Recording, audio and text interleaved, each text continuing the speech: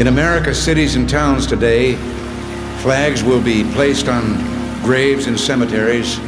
Public officials will speak of the sacrifice and the valor of those whose memory we honor. I have no illusions about what little I can add now to the silent testimony of those who gave their lives willingly for their country.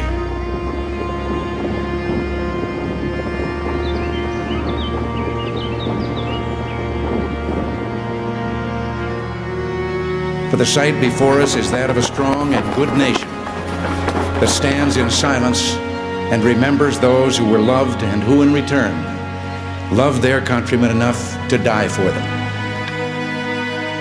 And if words cannot repay the debt we owe these men, surely with our actions we must strive to keep faith with them and with a vision that led them to battle and a final sacrifice.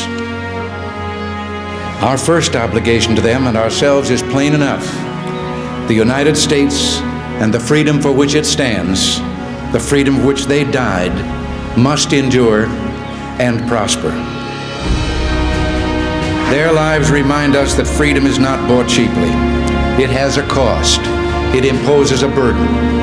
And just as they whom we commemorate were willing to sacrifice, so too must we, in a less final, less heroic way, be willing to give of ourselves.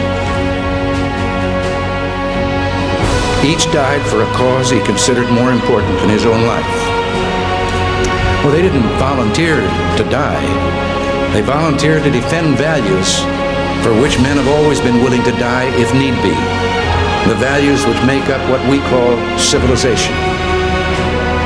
And how they must have wished, in all the ugliness that war brings, that no other generation of young men to follow would have to undergo that same experience. As we honor their memory today, let us pledge that their lives, their sacrifices, their valor shall be justified and remembered for as long as God gives life to this nation. And let us also pledge to do our utmost to carry out what must have been their wish, that no other generation of young men will ever have to share their experiences and repeat their sacrifice. I can't claim to know the words of all the national anthems in the world, but I don't know of any other that ends with a question and a challenge as ours does.